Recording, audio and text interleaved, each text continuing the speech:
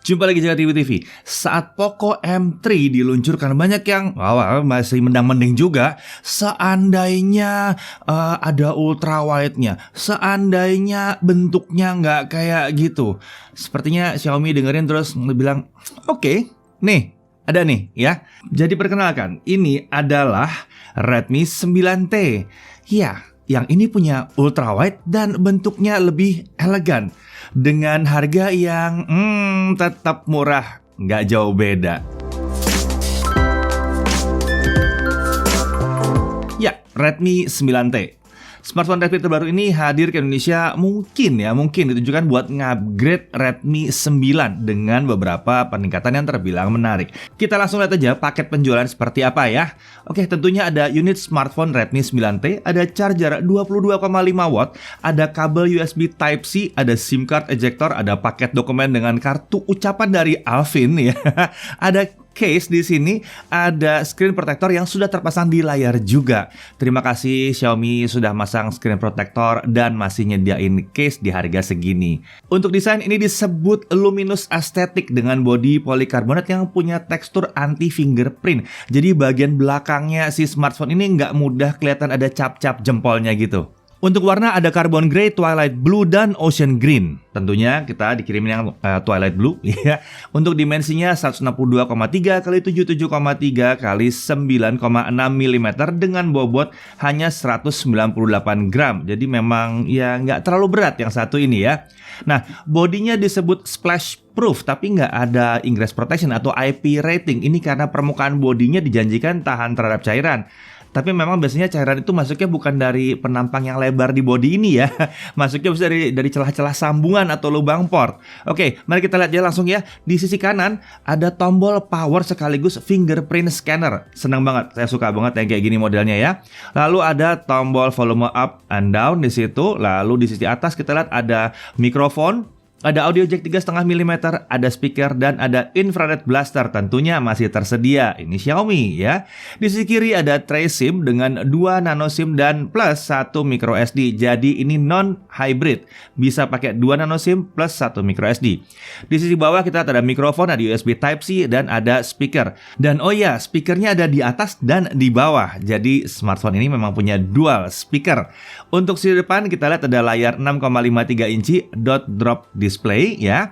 Resolusinya Full HD 2340x1080 pixel. Panel ini adalah panel IPS pakai Corning Gorilla Glass 3, TUV Rhineland Low Blue Light Certification biar nyaman di mata dengan brightness di typical 400 nits dan dia punya color temperature adjustment di situ dan dia juga punya sunlight mode. Nah, ini kalau di bawah matahari dia langsung meningkatkan brightness jadi sangat terang sekali. Tapi di ruangan biasa nggak akan terjadi seperti itu.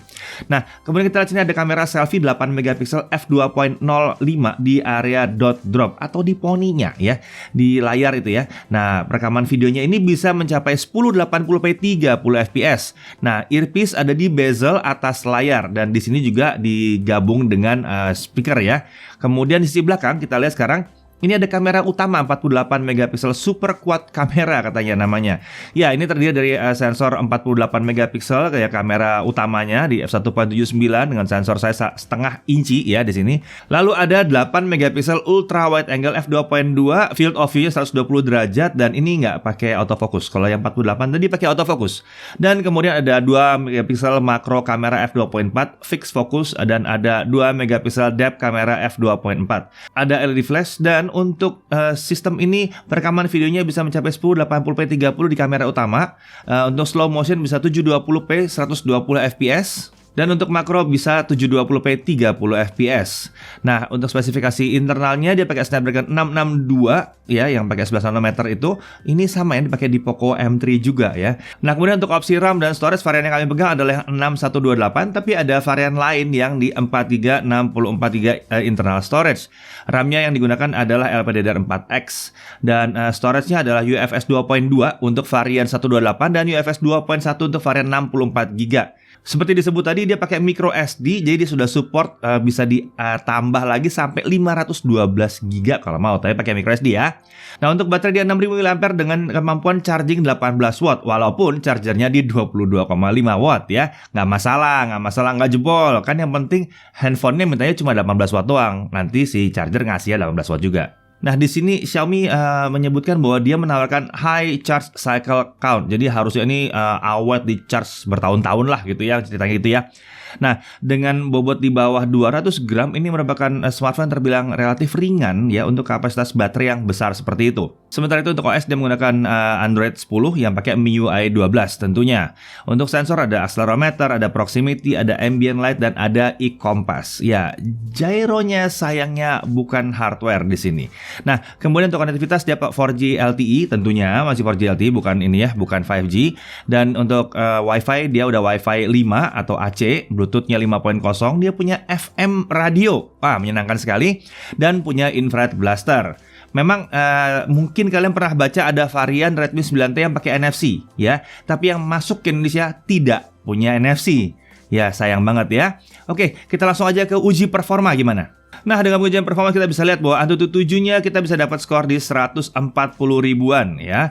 Lalu Antutu 8 di kisaran 182 ribuan. Ini semua diperoleh dalam kondisi Wi-Fi hidup. Kalau Wi-Fi dimatiin tentunya Antutunya akan bisa lebih tinggi lagi. Kita pernah nemu sampai sekitar 185 ribu.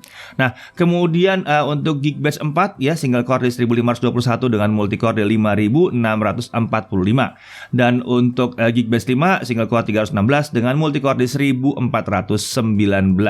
Sehasil yang oke untuk Snapdragon 662. Kemudian untuk 3D Mark Slingshot Extreme, grafik skornya kita peroleh 1027. Dan GFX Bench T-Rex Offscreen 1080p kita dapat 35 fps. Manhattan 1080p kita bisa dapatkan di 19 fps.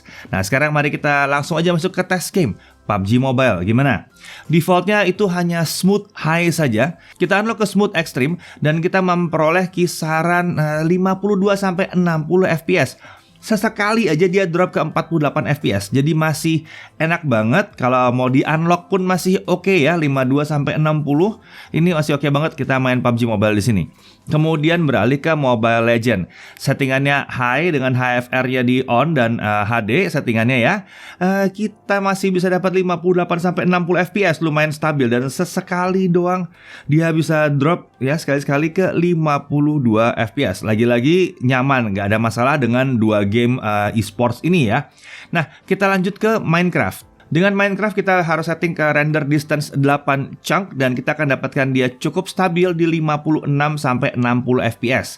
Kalau render distance-nya taruh di 12 chunk memang sih kita bisa lihat lebih jauh, tapi ya jadinya dapatnya bisa drop sampai 44 fps. Kalau kalian nggak punya masalah dengan itu silakan. Toh ya gambarnya juga lebih oke ya karena lebih luas gitu ruangannya kayaknya ya. World-nya terasa lebih luas. Kemudian untuk PES 2021 kita setting di standar 60 fps dan kita mendapatkan fps-nya ada di 53 sampai 60 fps pada saat kita lagi main. Nah, dan kemudian untuk Genshin Impact ya jangan berpikir mau taruh di low, enggak, kita langsung taruh di lowest. Kita angkat dia ke 60 fps, siapa tahu bisa kita lihat.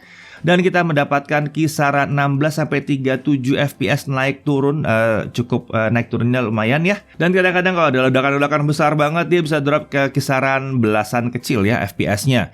Ya mau main casually ya bisa sih sebetulnya ya, bisa aja nih sebetulnya nggak terlalu masalah memang. Cuma memang nggak bisa yang super mulus lancar. Lagi-lagi ini bukan salah, sebetulnya nggak tepat dibilang salah handphonenya. Kalau lihat game yang lain tadi bisa 53-60 fps, yang ini nggak bisa ya memang dasar game aja berat banget ya. Oke, nah sekarang setelah tes ini mari kita lanjut ke pengujian kamera. Tapi kayaknya saya nggak mau dalam ruangan, saya keluar ruangan aja dulu. Ya, ini adalah kamera selfie-nya Redmi 9T dan saya nggak pakai mikrofon tambahan, saya nggak pakai gimbal, bahkan saya nggak pakai tripod di sini ya. Jadi ya ini apa adanya aja kalau kalian hanya bawa si Redmi 9T, kurang lebih seperti ini. Saya juga nggak terlalu teriak-teriak, ya. Jadi ya mungkin agak sedikit kecil suaranya, mungkin kalian bisa dengerin sendiri seperti apa ya, dan mungkin kebisingan di sekitar juga akan terdengar karena memang ya saya nggak milih waktu, pokoknya coba aja. Ya sama seperti kalian kalau kalian lagi bikin kayak begini kan juga agak susah ya, masa tetangga suruh diem, nggak mungkin motor suruh berhenti, nggak mungkin kan? Jadi kurang lebih seperti ini realnya. Oke, sekarang mari kita coba kalau saya ala-ala vlogging, lagi jalan-jalan gitu, kita coba ya. Ya emang nggak ada gimbal, nggak ada stabilizer, jadi kurang lebih seperti ini, harus agak hati-hati memang ya. Lalu bagaimana kalau kita ada backlight yang kencang, kurang lebih kayak begini. Ini kencang banget, nah sampai biru langitnya ya. Ini kencang banget backlightnya ya. Nah kurang lebih seperti itu, ulang lagi sekali lagi. Iya, kurang lebih seperti itu ya. Oke, kalau kita jalan lagi pernah, kurang lebih seperti ini jadinya ya. Ya emang nggak ada stabilizer, tapi hasil gambarnya gimana? Suaranya gimana? Nah, mantap kan? Nah ini adalah kamera utamanya dari si Redmi 9T. Nah kita coba ajak jalan. Juga mesti agak hati-hati karena dia tidak punya stabilizer. Jadi kita bisa bawa hati-hati begini ya. Hasilnya gimana? Main oke? Coba kita lihat kalau begini gimana. Detail oke ya, warna oke banget di sini. Bahkan bisa cukup dekat sebetulnya walaupun ini belum pindah ke yang makronya. Jadi detail lumayan oke ya. Ya cuma nggak ada stabilizer aja, harus agak hati-hati. Oke, sekarang ini adalah lensa ultra wide-nya si Redmi 9T. Jadi kelihatan ya, lebih luas banget. Ini bedanya lumayan jauh dari lensa wide-nya. Tapi yang menarik di sini adalah walaupun ini fix fokus, tapi lumayan ya, dekatnya lumayan fokus juga ya. Kalau terlalu dekat sih emang nggak bisa ya, pasti hilang fokus ya. Cuma masih lumayan. Warna gimana? Yang jelas ini ya lagi-lagi tidak ada stabilizer. Jadi harus agak hati-hati. Cuma biasanya kalau ultra wide itu tidak terlalu masalah dengan tidak adanya stabilizer. Karena ya lebih permisif aja kalau misalnya lebar gitu si lensanya. Asik memang di lensa ultra wide. Oke, ini adalah kamera makronya. Tentunya makronya kan bukan autofocus, jadi ya pasti buram kalau nggak ada dekat. Yuk kita deketin. Ya ini 720p 30 fps ya. Harus dekat sekali, sekitar 24 cm ya, 2 sampai 4 cm mungkin. Dekat banget begini. Nah, baru kelihatan. Jelas banget bahwa ini makronya tidak ada autofocusnya, tapi lucu sih. Paling nggak kita kalau mau video ini yang dekat-dekat banget bisa. Oke, jadi ini adalah menu kameranya Redmi 9T ya. Ini kalau di mode foto sebelah kiri kita lihat ada AI yang kita bisa hidupkan dan kita matikan. Kemudian ada HDR, di sini ada pilihannya mau auto atau HDR yang mau dipaksa di sini ya. Kemudian ada flash di bagian bawah, kemudian ada pilihan buat filter juga, dan ini ada menunya di sini. Ada macam-macam pilihan. Di sini ada bisa kita bikin jadi 16:9 melebar begini ya. Kemudian kalau kita pilih yang lain ada portrait juga di sini tentunya seperti biasa yang bisa ada bokeh-bokehnya gitu. Lalu kalau kita pindah ke bawah ada mode video yang auto, di mana ini kita bisa lebarkan ke ultrawide juga, kita bisa balikin ke normal atau kita bisa maju sedikit tele 2 kali di situ ya. Tapi itu bukan tele beneran ya, itu cuma di crop doang. Hal yang sama terjadi di foto, kita juga bisa pilih ultrawide, kita bisa pilih wide di sini dan kita bisa pilih tele 2 kali. Nah, kemudian yang menarik di sini saya mau ajak lihat di mode Pro. Nah, untuk di mode Pro ini bisa buat foto dan di atas tombol foto itu ada sebuah gambar kamera. Kalau kita pindahkan ke sini kita bisa pindah ke mode kamera juga.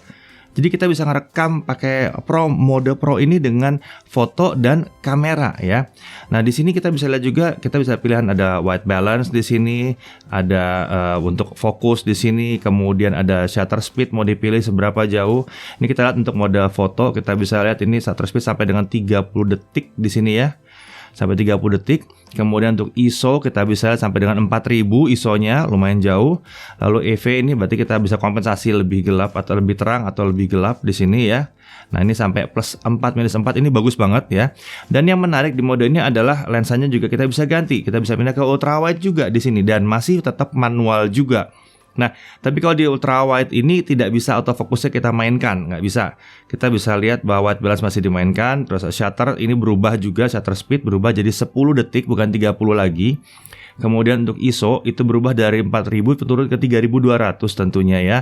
Nah, lalu sekarang di mode Pro ini juga kita bisa pindah ke kamera video, dimana kalau pakai wide kita bisa lihat white balance-nya bisa disetting di situ, fokus bisa kita set di situ, lalu shutter speed kita bisa set sampai dengan 1/8, nggak bisa lebih lambat lagi, wajar karena kita mau bikin video umumnya di 1/30 aja. Kemudian ada ISO sampai 4000 karena ini pakai sensor utama ya. EV-nya bisa diganti juga plus minus 4. Nah, kemudian kita bisa pindah juga untuk bikin video secara manual atau pro dengan ultra wide. Tentunya ada perubahan juga, kayak fokus nggak bisa diatur, speed tetap 1/8, ISO di 3200, plus minusnya tetap gitu ya. Tapi ini sudah sangat-sangat membantu sekali karena kita bisa melakukan merekam video dengan mode pro. Jadi bisa manual dengan dua lensa ini. Sayangnya memang kita tidak bisa pakai kamera selfie-nya ya. Sayangnya kita nggak bisa pakai kamera selfie di sini. Kemudian di sisi satunya lagi kalau kita taruh more di situ ya, kita ambil more. Nah, di sini ada pilihan-pilihan buat short video, ada slow motion, ada 48 megapiksel yang full, ada untuk foto dokumen, ada night mode di sini, ada panorama dan ada juga time lapse di sini.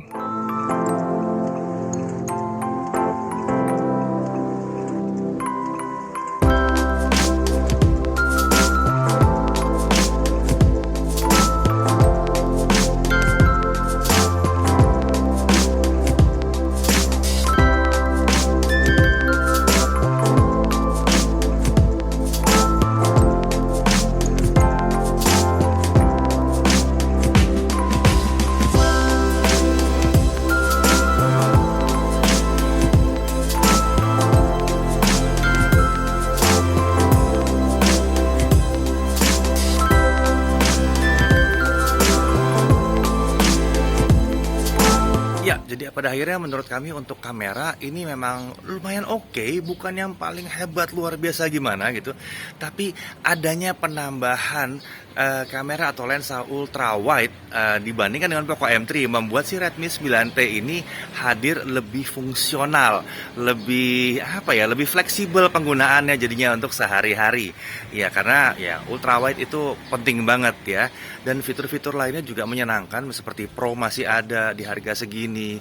Kemudian ya banyaklah fitur-fitur yang tadi kita bahas itu rata-rata memang susah ditemukan di harga yang terjangkau seperti ini. Oke, sekarang mari kita kembali lagi ke studio. Oke, pengujian kamera gimana? Ya, bedanya di satu itu ya. Ada ultra wide. Oke, kita lanjut ke pengujian baterai. Tes pengujian video playback 1080p kita mendapatkan hasil sekitar 21 jam pemutaran video.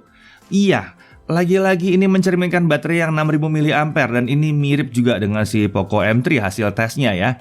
Yang agak beda adalah pada saat kita mainkan Genshin Impact selama 1 jam. Dia berkurang agak sedikit besar, sekitar 14%. Tapi lagi-lagi ini hasil yang cukup oke sebetulnya ya. Saya nggak tahu apa mungkin karena waktu pengujian Poco M3 dulu dengan Genshin Impact itu agak beda Genshin Impact-nya dengan yang sekarang karena sempat ada update. Nah, kemudian beralih ke PUBG Mobile ya. 30 menit main PUBG Mobile dia hanya berkurang 5%. Jadi ringan sih ya. Baterai gedenya berasa di sini, berasa banget. Sementara itu untuk charging time, ya sayangnya memang charging time-nya cukup panjang ya. Saya nggak heran kalau dibilang charging cycle-nya banyak karena dia ngecharge 3 jam kurang lebih. Ya, jadi dengan baterai gini ya kalau awet juga memang sih biasanya sih kalian pas tidur ngecharge udah gitu ya, nggak usah mikirin mau fast charging gitu.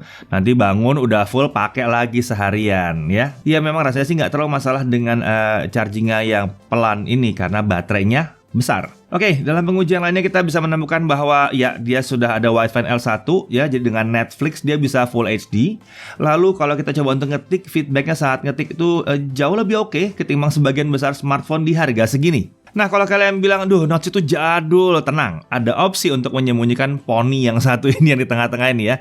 Personally, saya lebih suka dari tiga ini adalah opsi hide without moving status bar. Jadi notifikasi statusnya itu tetap di kanan kiri Notch, tapi dengan background hitam. Jadi Notch-nya nggak kelihatan, tapi fungsional kanan kirinya. Lalu kalau bicara soal touch delay, ini nggak terasa. Dan kita coba juga pakai real drum, ini nggak terasa ada touch delay yang berarti di situ. Sementara itu untuk touchscreen-nya ini sendiri, dia bisa mengakomodasi hingga 10 touch input. Seperti kita bahas tadi juga FM radio kan sudah tersedia, tapi ingat ya kalian butuh headset untuk ini supaya bisa dipakai. Dan kita cek memang dia tidak punya hardware based gyroscope, tapi adanya soft gyro yang bisa dikenali oleh beberapa game, tapi sayangnya emang kurang responsif. Untungnya sih kalau untuk peta ini masih lumayan oke lah ya. Kalau untuk peta kan kita nggak butuh buru-buru ya kalau pakai peta ya. Nah, di dalam menunya si Redmi 9T ini ada satu menu yang menyenangkan. Di sini adalah menu special features. Ini menu unik dengan fitur-fitur ekstra. Di sini ada game turbo yang yang ini membuat game teoritis jadi lebih kencang. Kita nyoba sih naiknya dikit banget sih, tapi ada lah naiknya ya. Dan menambahkan fitur-fitur yang khas banget untuk gamer atau orang yang mau main game di situ. Lalu ada video toolbox dan ada floating windows kalau kamu membutuhkan ada sebuah Windows yang ngambang di tampilan HP.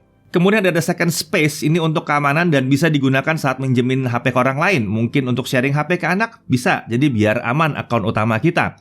Kemudian ada light mode. Nah, ini cocok untuk yang butuh tampilan yang lebih sederhana. Mungkin ini cocok digunakan untuk yang mereka sudah yang lanjut usia dan mungkin butuh interface sederhana, bisa jadi.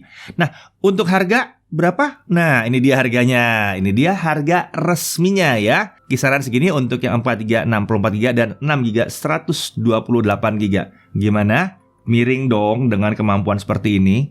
Oke, kalau banyak yang nanya bagaimana sih apa bedanya dengan Redmi 9, kami bikin beberapa catatan ya. SoC emang berbeda, tapi performa itu masih ada di kisaran yang mirip sih sebetulnya. Ya akan pukul-pukulan, akan ada yang lebih bagus di 662, ada yang akan lebih bagus di SoC-nya si Redmi 9. Kemudian Redmi 9 tuh hanya punya kamera utama di 13 megapiksel. Kalau di 9T sudah 48 megapiksel. Sementara itu storage di Redmi 9 tuh masih pakai eMMC 5.1, di Redmi 9T sudah pakai UFS 2.1 atau UFS 2.2. Lalu baterai, nah ini jelas banget kalau baterai beda ya. Kalau yang dulu di 5020 mAh, ini sudah 6000 mAh di Redmi 9T. Dan yang satu ini sudah punya dual speaker. Jadi jelas ini adalah peningkatan. Tentunya akan ada beberapa poin-poin kecil yang penurunan dari Redmi 9, tapi kayaknya ini lebih signifikan terasa peningkatannya ketimbang penurunannya. Dan kalau dibandingkan dengan Poco M3 seperti kita bilang di awal, ini memang speknya mirip banget. Yang berbeda adalah di sini ada kamera ultra wide dan tampilannya yang beda ya, stylingnya yang beda. Yang di sini lebih elegan, lebih kalem, atau mungkin lebih dewasa, ya apalah pokoknya. Yang jelas penampilannya beda ya. Nah, hal yang perlu diperhatikan di sini adalah chargingnya memang lambat. Untuk 18 watt di baterai 6000 mAh ini lama. Tapi seperti dibilang tadi, karena baterai besar jadi nggak terlalu masalah sih sebetulnya untuk penggunaan sehari-hari. Lalu kemudian tidak adanya hardware-based gyro, ini juga membuat banyak fitur yang nggak hadir di Redmi 9T. Jadi AIS kamera juga hilang jadinya ya. Kemudian ini mungkin akan jadi mengecewakan buat kalian yang sudah ngincer yang ada NFC-nya, karena yang ini nggak ada NFC-nya. Tapi ya memang harganya miring sih ya. Kemudian untuk perekaman video emang terbatas sampai 1080p 30, tapi seharusnya ini wajar sih, rata-rata emang segitu aja pada pakainya udah cukup. Bahkan video ini pun pakai 1080p 30 ya. Kemudian ada volume dual speaker yang tidak seimbang, tapi lagi-lagi di harga segini dapat dual speaker aja udah untung rasanya ya. Nah, dari sisi kelebihannya kita bisa lihat bahwa bobotnya itu relatif ringan untuk sebuah smartphone dengan 6000 mAh. Dan kemampuan kameranya ini oke, mic-nya juga oke, dan layar dengan sertifikasi TUV Rhineland untuk low blue light ini oke banget, enak di mata ya. Wideband L1 sudah disediakan, sudah tersedia di sini, jadi nonton udah pasti high definition. Varian 6128-nya itu hadir dengan harga yang terjangkau. Infrared blaster ya, itu masih tersedia di sini. Masih ada audio jack 3,5 mili, ada SIM tray non hybrid, ada FM radio, lengkap sih, lengkap. Jadi ini sebuah smartphone paket lengkap dengan harga miring sebetulnya. Nah, secara keseluruhan kami merasa bahwa smartphone satu ini akan rame dicari di pasaran ya. Harga yang murah, konsistensi performa yang baik membuatnya hadir menarik. Bahkan sedikit lebih menarik dibandingkan Poco M3 yang kemarin sempat heboh karena tersedianya kamera ultrawide dan desainnya yang mungkin akan lebih pas bagi kalian yang butuh penampilan yang lebih elegan atau konvensional, bisa jadi ya. Jadi pada akhirnya si Redmi 9T ini memang sangat menarik untuk harganya.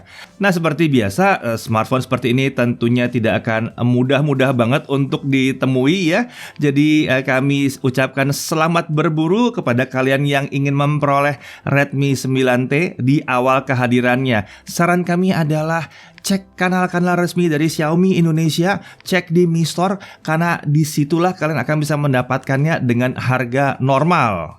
Saya Deddy Irfan, Jaga TV TV.